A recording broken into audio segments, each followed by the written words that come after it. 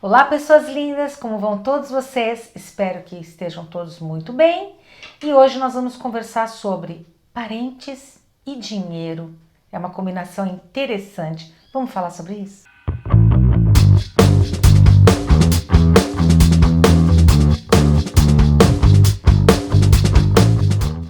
E para quem não me conhece, meu nome é Silene Macedo. Sou psicóloga e hoje a gente recebeu um e-mail da Ana Cláudia e vamos falar sobre a questão dela. Lembrando a vocês que Ana Cláudia é um nome fictício para que elas não seja, para que ninguém que escreva para esse canal seja reconhecido. Vamos lá ver o que acontece aqui com a Ana Cláudia? Olá, doutora Silene, meu nome é Ana Cláudia e minha história é bem triste.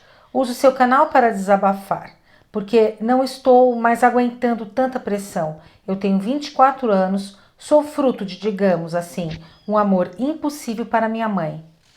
Minha mãe é uma mulher simples, ela veio do Nordeste, do interior da Bahia.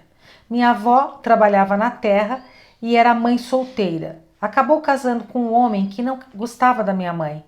Vítima de maus tratos, acabou saindo de lá com a ajuda de uma tia que tinha uma amiga em São Paulo.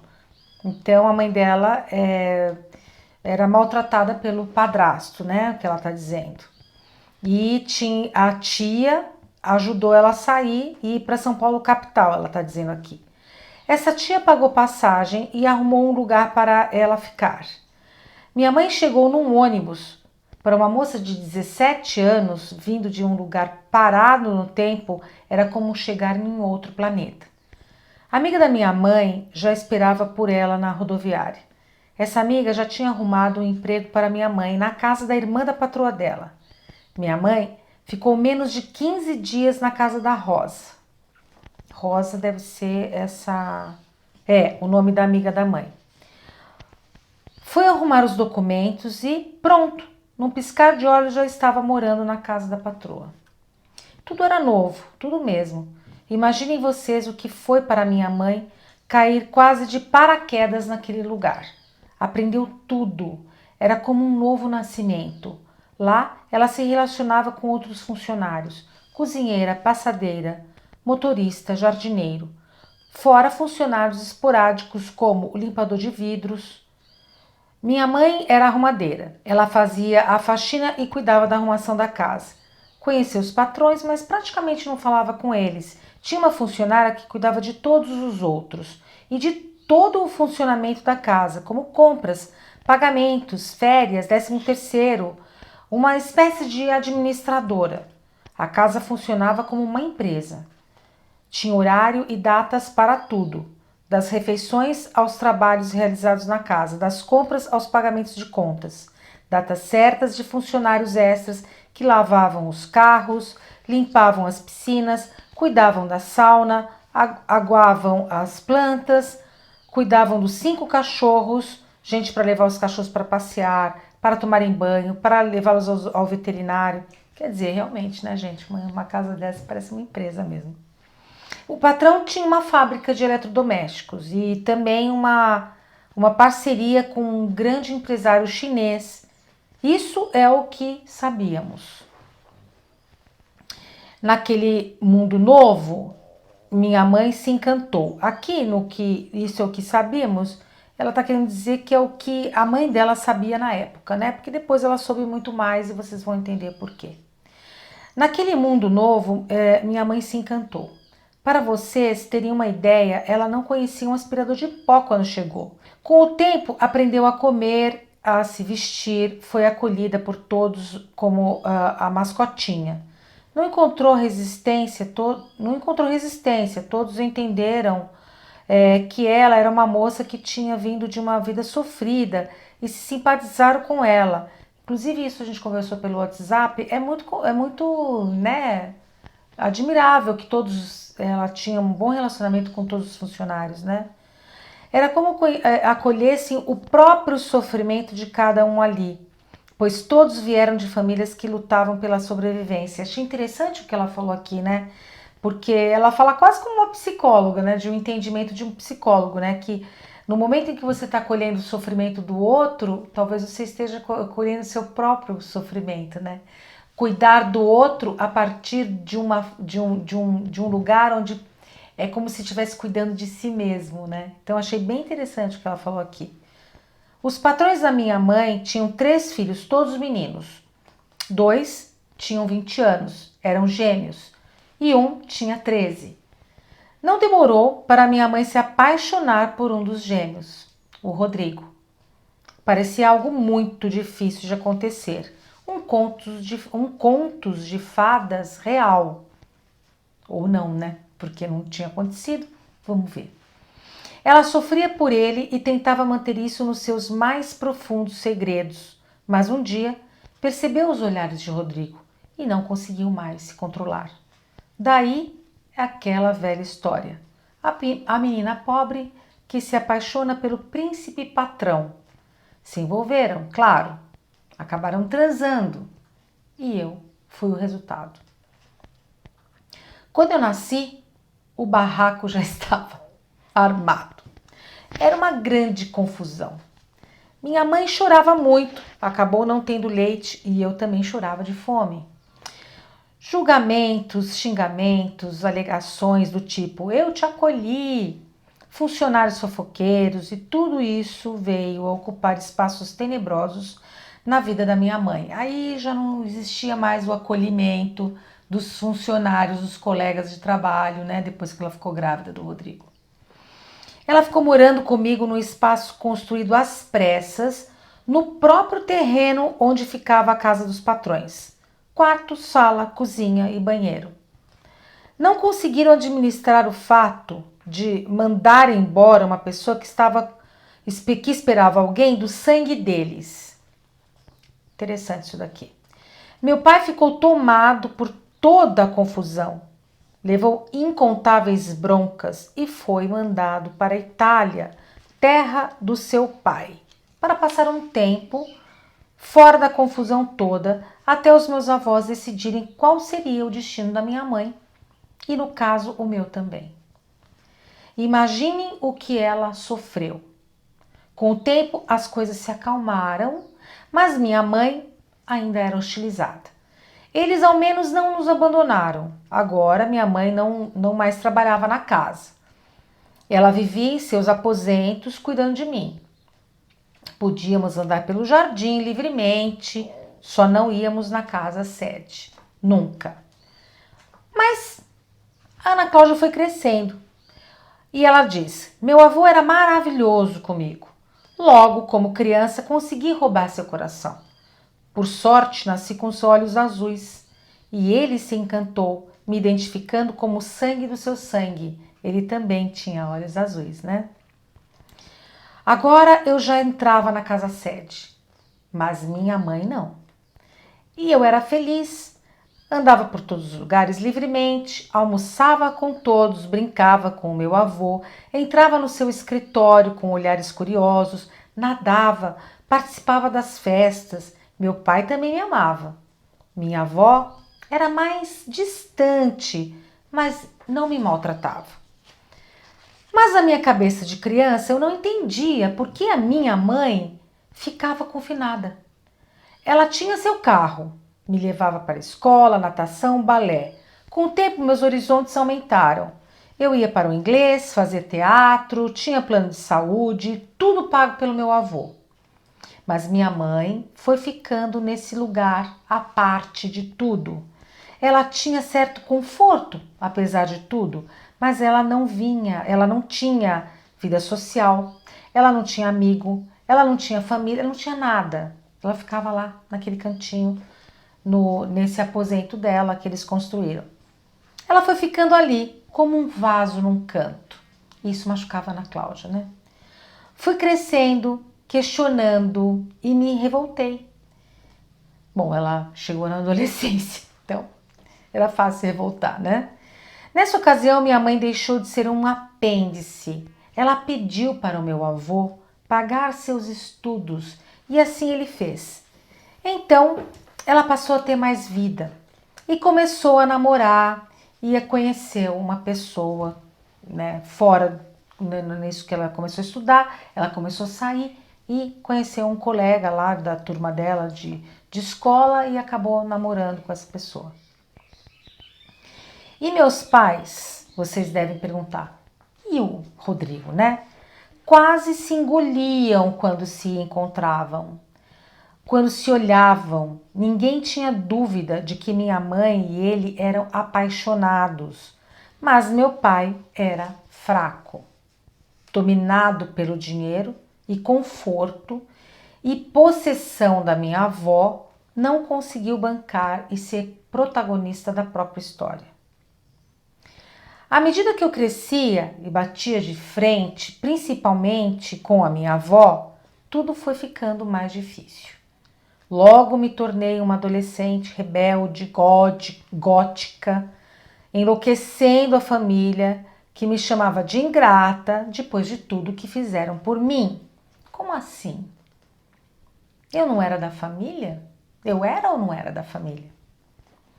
Tudo piorou quando minha avó praticamente escolheu e empurrou para o meu pai uma filha de uma amiga dela. Eu fiquei chocada e mais rebelde. Sentia meu pai caindo em um abismo. Dava para perceber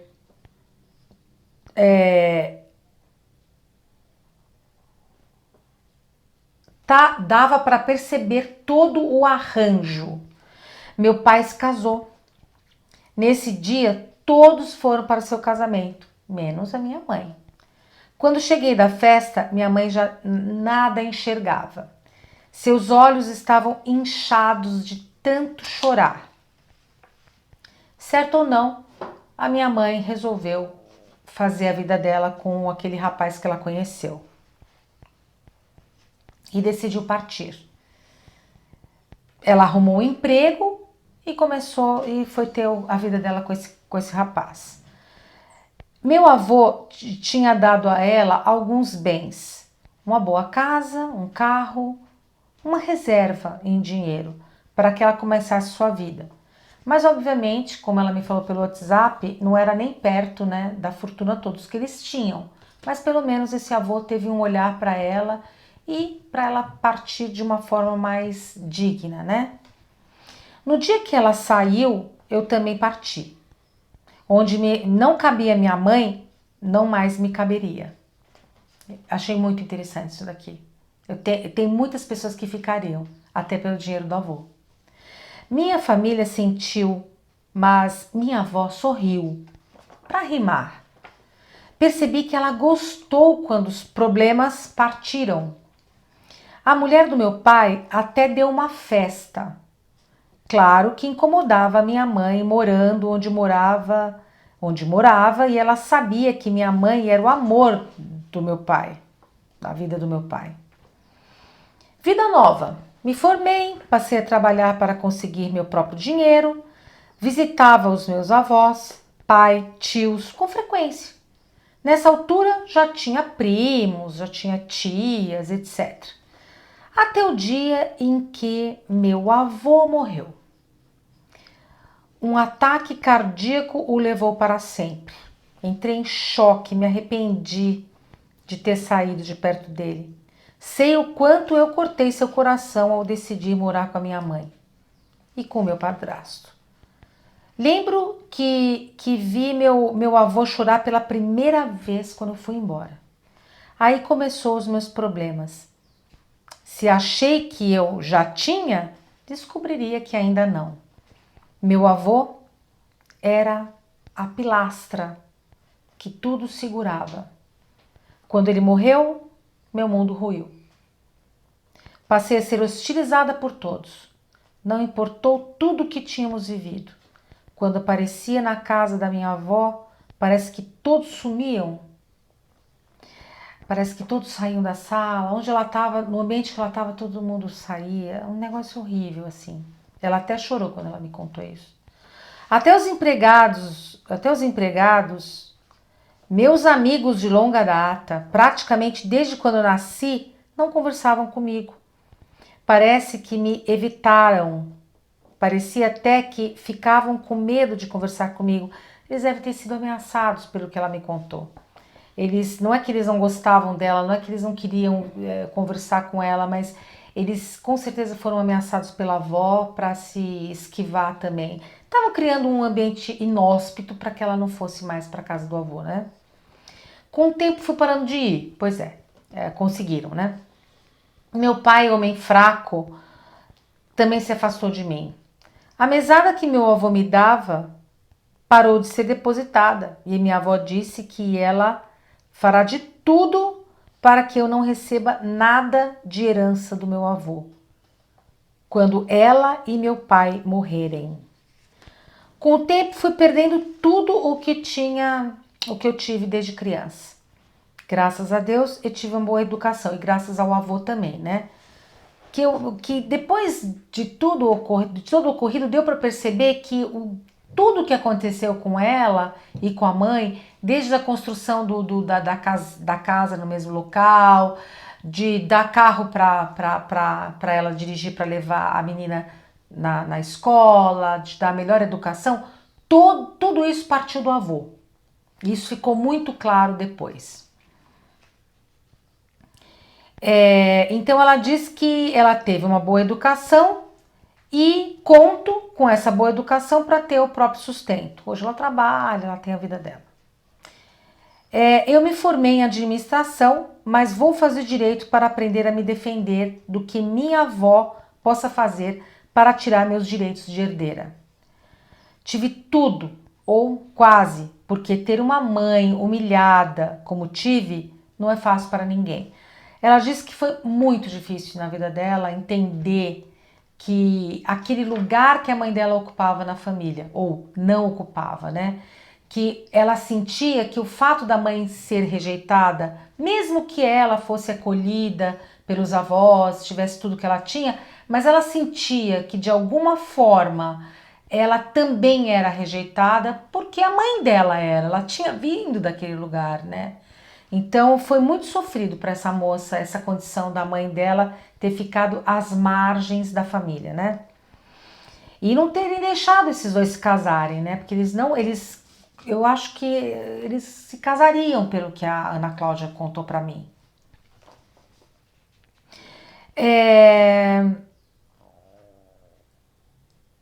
Agradeço quando ele conseguir sair de lá. Agradeci, né? Quando ela conseguiu sair de lá, da casa, né, dos avós, né? Mas hoje tenho uma dor imensa por ter perdido contato com os meus primos, com pessoas que eu amava, de ter sido vista como a impostora por ser filha da arrumadeira, entende? Então ela se sente assim, preterida por ser filha da arrumadeira, né? E por correr um risco de ser negada a herança que também me pertence, já que eu sou da família. Sim, ela é filha legítima. Como assim? Não vai fazer parte da herança do avô, da família do avô, né? Hoje tento seguir, tenho amigos e há 3 meses estou namorando, mas eu não me sinto feliz. Me sinto rejeitada por todos e isso fere a minha alma. Gente, isso é uma dor. É uma dor, porque é a família dela, né? Aí ela agradece, obrigada pelo canal e por ter me dado a oportunidade de contar a minha história. Ela disse aqui que muita coisa ela não contou. Imagina vocês. Ela disse que todas as coisas que ela passou depois, todas as humilhações que ela teve, todas as questões, como foi difícil a adolescência dela, como uma menina que estava perdida. Enfim, ela deixou de contar muita coisa, ela diz aqui. Mas, realmente, eu não sei nem por que a Ana Cláudia não fez uma terapia, até sugeri para ela, né, entrar em contato comigo pelo meu WhatsApp, porque ela não, né, a gente está distante em termos de localização, mas eu atendo por via online, né? Bom, o que eu gostaria aqui de fechar sobre tudo isso que a gente falou aqui é que é incrível como eu tô passando por uma questão parecida em relação a essa coisa de herança. Às vezes a gente percebe assim que tem, por exemplo, no caso aqui foi um e-mail, mas às vezes aparecem no canal pessoas que, desculpa, canal não, na clínica aparecem pessoas com o mesmo problema da gente. É incrível isso. Parece que é uma conjunção, assim, sabe? Uma sincronicidade que nos colocam para trabalhar com pessoas com as mesmas questões. No caso aqui, claro, minha história é totalmente diferente, mas também tem uma questão aí de herança, de roubo, de uma coisa assim tão terrível, né? Que traz uma dor na alma da gente quando as pessoas fazem esse tipo de coisa e que invertem a situação. Olha, é uma coisa que ninguém quer passar, né? Mas se vocês precisarem de psicólogos, enfim, se vocês quiserem me contratar como psicóloga, tá aí meu celular, né? O 11 976185397, podem entrar em contato comigo.